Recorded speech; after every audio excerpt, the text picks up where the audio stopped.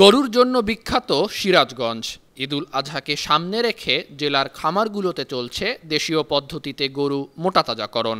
জেলা প্রাণী সম্পদ বিভাগের দেয়া প্রশিক্ষণ নিয়ে প্রাকৃতিক উপায়ে ধানের খড়, সবুজ ঘাস, বিভিন্ন প্রকারের ভুসি, খোল ও কিছু ভিটামিন খাইয়ে সার মোটাতাজাকরণ করছেন খামারিরা।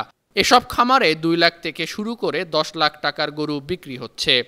আমাদের এখানে গরু আছে হচ্ছে 15-20টা, সব ধরনের গরু আছে, ছোট থেকে বড়। আমাদের গরু আছে আপনি 20-25 লাখ টাকা জোড়াও গরু আছে, 5 লাখ টাকা দামের গরু আছে এবং 2 লাখ টাকা দামের গরু আছে। আমরা মূলত খাওয়াই হচ্ছে সাইলেজ, খড়, ভুসি এবং আরও দানাদার কিছু খাদ্য আছে।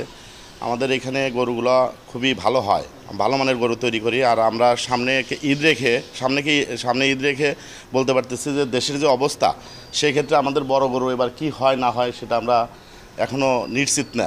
অন্যান্য বছরের চেয়ে এবছর গোখাদ্যের মূল্য বেশি হওয়ায় গরু পালনের খরচ বেড়েছে। এর উপর যদি ভারত থেকে আসা গরু কোরবানির হাট বাজারে অবাধে বিক্রি হয় তবে লোকসানের আশঙ্কা করছেন খামারিরা। এবার খাবারের যে দাম, ওই হিসেবে তো খামারিরা অনেক দুর্ভিক্ষের মধ্যে পড়ে গেছে। সরকার যদি আমাদের খামারের প্রতি দেখে, খাবারেরটাই দেখে, মানে ভারত থেকে জানি গরু না আসে, সেদিকে লক্ষ্য রেখে যদি করে তাহলে আমরা ভালো একটা দাম পাবো। এবার যে খেয়ার ঘাসের দাম বেশি, এ তুলনায় গরু আমরা ভালো মন্দ খাওয়াইছি, আল্লাহর মধ্যে গরু ভালো মোটা তাজা হয়েছে। এখন যদি বাইরে থেকে গরু আমদানি হয় তাহলে আমাদের লসের সংখ্যা। আমরা খুব টেনশনে আছি যে কোরবানি সামনে রেখে কোরবানিতে কি হবে না হবে আমরা বলতে পারতেছি না।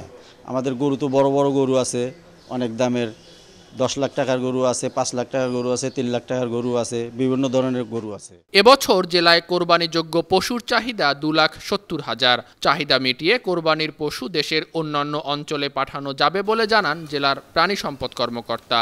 আসলে এই সিরাজগঞ্জ আসলে প্রাণী সম্পদের একদম বিখ্যাত জায়গা। আমাদের এবার প্রায় গরু মোটা তাজাকরণ করে 1,87,000-এর মতো এবং ছাগল ভেড়া সব মিলে 6,95,000-এর মতো আমাদের কোরবানির জন্য গবাদি পশু প্রস্তুত আছে পুরো সিরাজগঞ্জ জেলায়।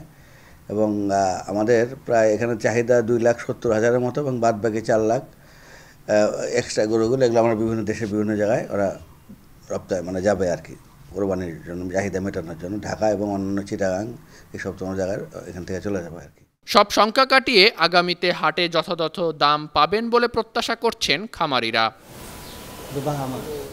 News desk, 52 TV.